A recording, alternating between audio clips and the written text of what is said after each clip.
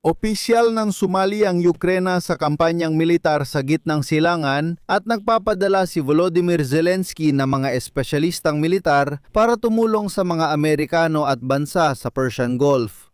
Ipinapahayag na sa kasalukuyan ay nakikipag-usap ang Kyiv sa Estados Unidos ng Amerika at ilang mga bansa sa Persian Gulf tungkol sa pagde-deploy sa reyon. Walang katumbas ang Ukrainian acoustic system para sa pagmamanman ng himpapawid, Sky Fortress, upang matukoy at maharang ang mga Iranian na drone. Handa rin ang Ukraine na protektahan ang himpapawid sa Persian Gulf gamit ang mga Ukrainian na drone na pangharang at malamang ay mga Ukrainian din ang magpapatakbo ng buong depensa, posibleng mula sa Ukraine mismo. Bukod dito, napili ang kumpanya ng Ukraine sa pag-develop ng drone bilang isa sa 11 kumpanya para sa susunod na mga order ng airline. At mukhang simula pa lang ito ng lahat. Dahil lumabas na kamakailan lang ay dumating sa Kyiv si Brigadier General Matt Ross. Siya ang commander ng 401st Joint Interagency Task Force na itinatag ng Pentagon noong Agosto 2025 para bumuo ng mga paraan ng epektibong paglaban sa mga drone. Ako si Alexei Pechi. Tara, pag-usapan natin ang paksang ito. Pero bago tayo magsimula, hinihiling ko na mag-subscribe kayo sa channel na ito, i-like ang episode at mag-iwan ng kahit anong komento sa video na ito para mairekomenda ng YouTube algorithm ang episode na ito sa mas maraming manonood. Pakiusap, mag-subscribe din sa Telegram channel kong Pechi News. Nasa video description ng link. Doon namin agad pinopost ang mga balitang natatanggap. Kaya ngayon, opisyal nang humingi ng tulong sa Ukraine ng Estados Unidos ng Amerika at ang mga monarkiya ng Persian Gulf. Tingnan ninyo, galing sa Iranian drone. Ayon sa Financial Times, ang mga opisyal ng Ukraine, mga kinatawan ng mga kumpanyang gumagawa ng drone, ay nagsasagawa ng mga pag-uusap sa antas ng gobyerno at pribadong sektor, pati na rin sa pagitan ng mga militar. Bukod dito, hinihiling ng mga Amerikano at Arabo na ibenta sa kanila ang mga drone na pangharang at ibahagi ang sistema ng pagmamanaman ng himpapawid na pamamahalaan din ng mga espesyalistang militar ng Ukraine. Gusto kong ipaalala na inamin noon ng kalihim ng depensa ng Estados Unidos si Pete Hegseth na hindi kayang labanan ng Amerika ang drone attacks mula Iran kaya kailangan nila ang tulong ng Ukraine. Ang Ukrainian na acoustic system para sa pagmamanman na himpapawid na Sky Fortress ay dinevelop pa noong 2022 ng dalawang Ukrainian na inhinyero. At ang itsura nito ay sobrang simple. Itong dalawang inhinyero na ito, gamit ang mikropono at mobile phone na inilagay lang nila sa post, ay nagsimulang subaybayan sa tunog ang mga naturang Russian na drone. Noon, mukhang kakaiba pa ito, pero mula noon, ang imbensyon ay naging pambansang network na may higit sa 10,000 acoustic sensors na nakakalat sa buong bansa. At ang mga ito ang nakakakita ng mga drone. Mabilis nilang naipapasa ang lokasyon ng drone sa mga sundalo para agad nila itong mapabagsak. Sa totoo lang, ang nagsimula sa isang mobile phone ay naging isang napakalakas na sistema ng acoustic surveillance na sumasaklaw sa buong Ukraine. Ayon sa mga nakausap ng publikasyon na pamilyar sa teknolohiyang ito, epektibo ang sistemang ito laban sa mababang lipad na Shahed na nakakaiwas sa karaniwang radar. Ibig sabihin, posibleng di makita ng radar ang Shahed, pero siguradong maririnig at matutunto nito ng acoustic sensor. Agad nilang ipapasa ang impormasyon tungkol sa lokasyon nito sa mga militar. Bago nito, paalala ko lang, iniulat ng mga source ng Financial Times na nakikipag-usap ang Washington tungkol sa pagbili ng mga drone interceptor mula sa Ukraine para gamitin sa pagpabagsak ng mga Iranian drone sa gitna ng digmaan sa gitnang silangan.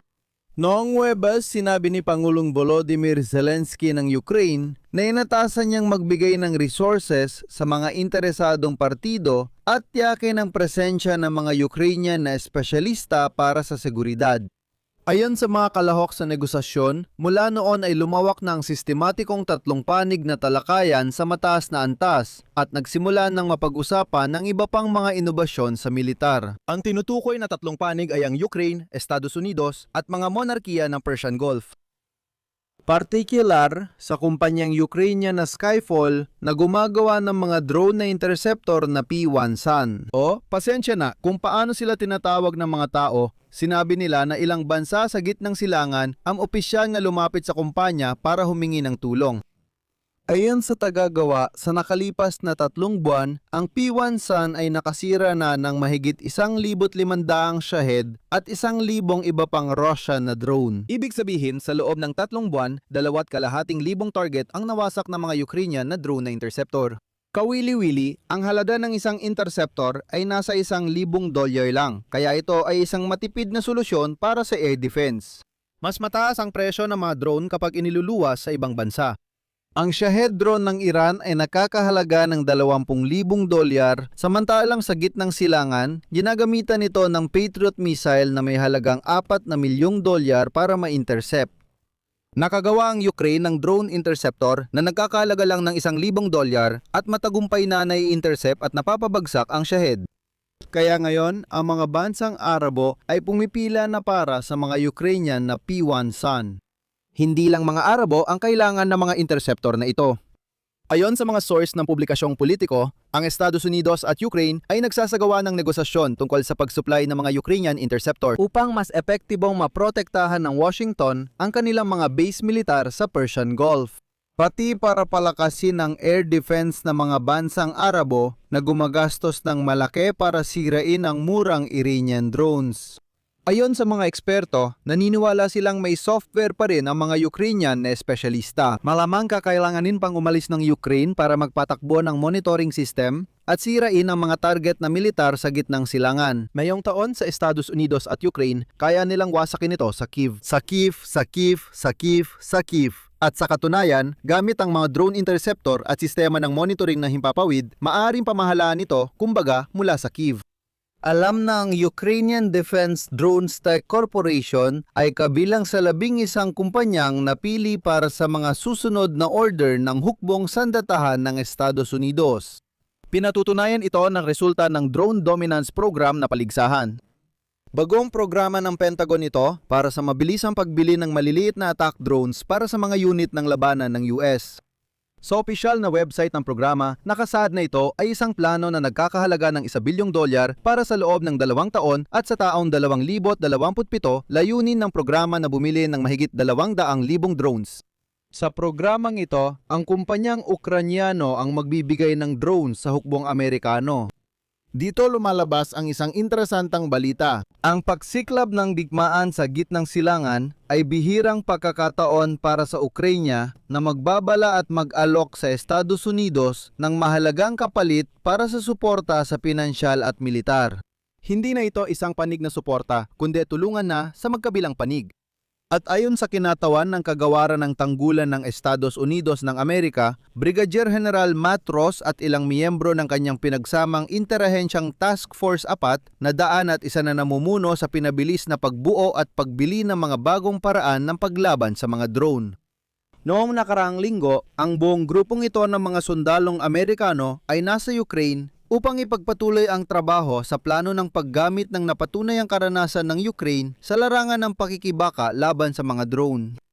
Ngayon, lumilitaw ang pagkakataong makakuha ng tulong mula sa Ukraine habang nagyayabang si Pangulong Donald Trump tungkol sa militar na kalamangan ng Amerika laban sa Iran. Tulad ng alam ninyo, patuloy niyang inakusahan si Pangulong Volodymyr Zelensky ng Ukraine sa di umano'y pagpapabagal ng kapayapaan. Ngunit kahit na tinutukso ni Trump si Zelensky, ilang opisyal ng Ukraine ang nagkumpirma na tumataas ang interes ng Estados Unidos at ilang Arabong bansa na nasa gitna ng labanan sa kanilang mga drone na pangharang. Kaya nagiging mahalagang kaalyado ang Ukraine ng rehiyon sa pagtatanggol laban sa banta ng Iran.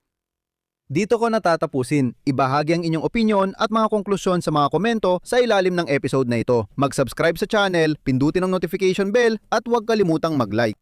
Kung naging interesante at kapaki-pakinabang sa inyo ang episode na ito, maaari ninyong suportahan ang channel na ito sa YouTube sa pamamagitan ng inyong donasyon o bayad na sponsorship subscription gamit ang mga link at detalye sa description ng video na ito o sa QR code na makikita sa inyong mga screen. Magpapasalamat ako sa anumang suporta ninyo.